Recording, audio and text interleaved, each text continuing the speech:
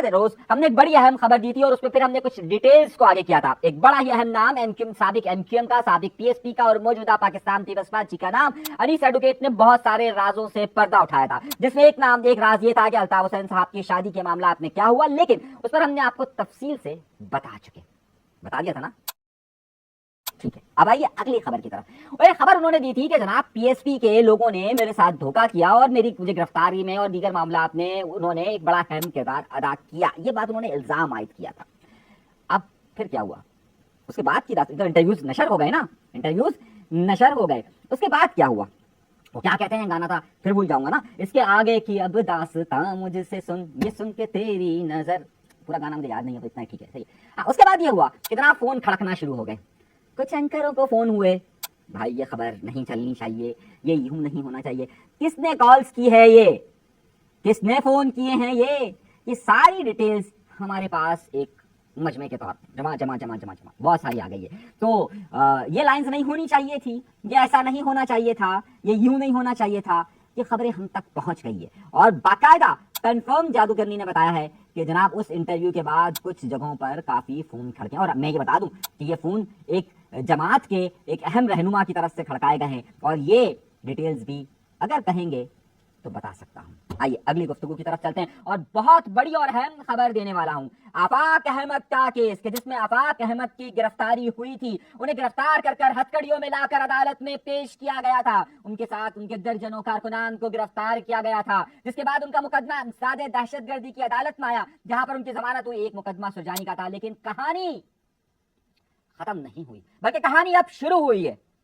वो कार्रवाई जो अब तक किसी मीडिया ने नहीं रिकॉर्ड की, क्यों नहीं कोर्ट की ये भी बताऊंगा। लेकिन हुआ क्या?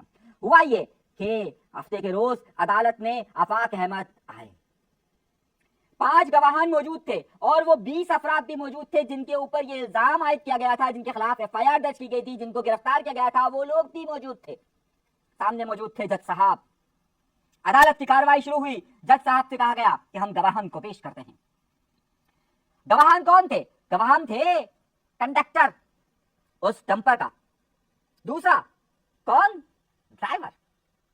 अब जब अदालत लगी, जब गवाहान को पेश किया गया, पूछा कि आप इन लोगों को जानते हैं जो ये सब लोग खड़े हैं? उन्होंने कहा मैं तो किसी को जानता ही नहीं हूं, बल्कि पुलिस ने मुझसे एक सादा कागज लिया, उस पर दस्तखत करवाया और खुद लिख दिया।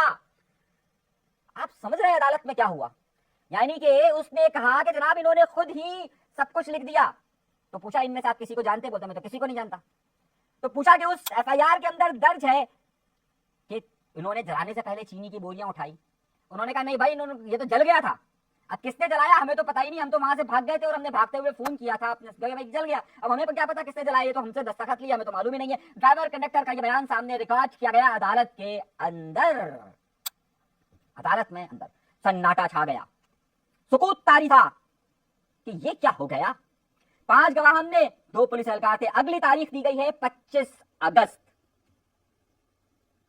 जो मेन मुद्दई थे वही मुकर गए कि भाई ये एफआईआर तो जो दर्ज की गई है हमारे नाम से, सरकार आला हमें तो मालूम ही नहीं है, हमने तो सिर्फ दस्तखत किए हैं। सोचिए ये कितना बड़ा इल्जाम आयद हो रहा है। किस पर इल्जाम? अदालत में सुकूत तारी था। सब लोग देख रहे थे कि ये तो जिसके ऊपर इतना ज्यादा शोर शराबा कि एफआईआर दर्ज कर अरेस्ट किया गया, यहाँ ड्राइवर कंडक्टर तो कह रहा भाई हमें तो पता ही नहीं, चीनी की बोरियों का भी नहीं पता। अब ऐसे ही मुकदमे दर्ज होते हैं कि जिसका बाद में अंजाम यही होता है। लेकिन मामला इससे आगे का है। खबर अगली वाली भी और देने वाला हूं, इससे बड़ी खबर एक और भी आने वाली है।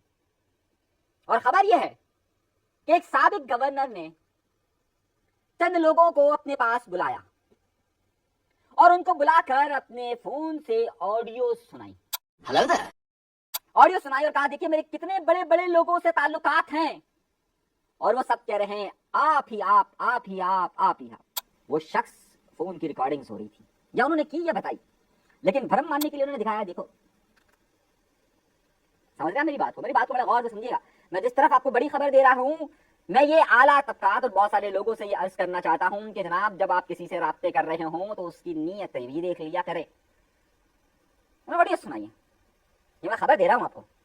अब इसी खबर के तसलसल में मेरे पास एक ऑडियो लीक आई।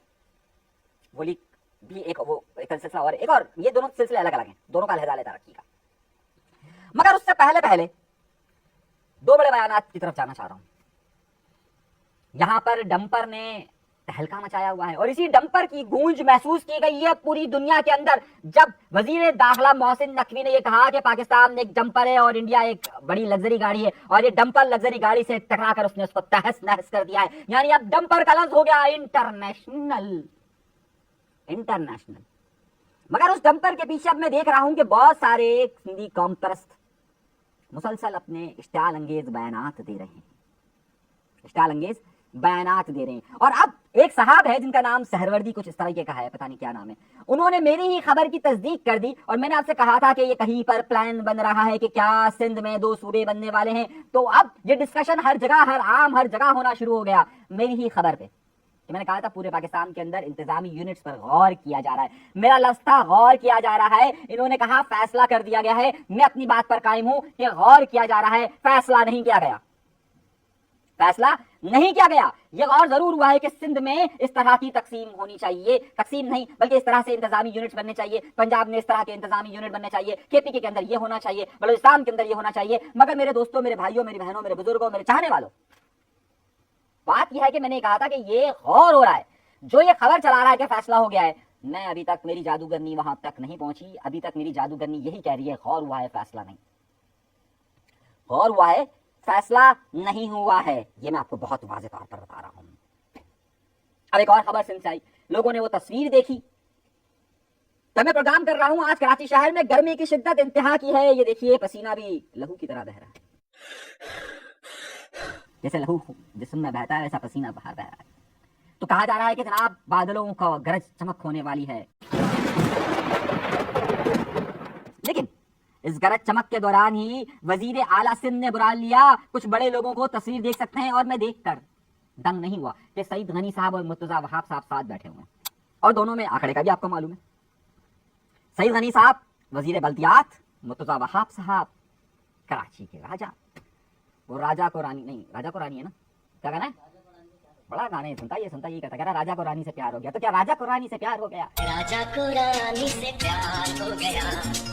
नहीं जी, कोई प्यार नहीं हुआ है। अभी तो मामलात आगे चलकर मजीद होंगे। एक साहब ने खबर लगा दी कि भाई जिस तरीके से सिंध के अंदर पोस्टिंग के पैसे लिए जाते हैं, इस तरह वजारतों की डिमांड चल रही है, 1 अरब 2 अरब और जल्द वजारतें बदलने वाली है। नहीं, ये कहानी पैसों की नहीं है, बल्कि ये कहानी है इंतजामी कंट्रोल की। कोई ऐसा बोलियां नहीं है, ये इंतजामी कंट्रोल है। शायद कम इल्मियों के पैसे कब और किस तरीके से बनते हैं, जो सिस्टम से वाकिफ नहीं है वो ये बात कर सकते हैं। ऐसी मामला इस तरीके से हल नहीं होता जिस तरीके से बताया जा रहा है। खैर, अगली खबर पर आ जाइए। 6 लोग SBCA के कान खोलकर सुन ले। अगर कान नहीं खुले हुए तो एक जोरदार थप्पड़ अपने घर में किसी से लगवाइए ताकि कान खुल जाए, और थप्पड़ लगने वाला है, जल्द होने वाली है हाजिरियां SBCA के 6 लोगों की। जल्द जल्द जल्द जल्द जो कुछ अंत मचाई हुई थी उसके हिसाब का वक्त हुआ चाहता है।